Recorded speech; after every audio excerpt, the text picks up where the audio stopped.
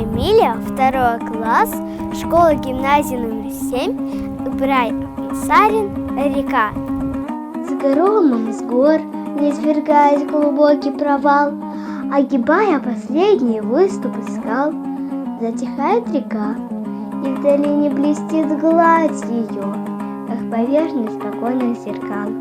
Сердце рада реке, от объятий ее хворь оставит недужное тело твое. Скот, измученный зною, в прохладной воде отдыхая, находит блаженство свое. Безязычные рощи, дойдя до воды, вдруг начнут говорить с ветерком молодым, и любая песчинка долинной земли сохраняет живительной влаги следы. Сочным травам расти помогает вода, вдоль реки по дороге пасутся стада.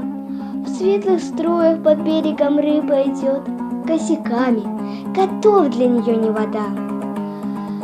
Сотни стать не сумеют реки замутить, и ничем невозможный путь преградить. Лев придет отдохнуть к ней, и возле резвясь рыбы станут за шкуру его теребить.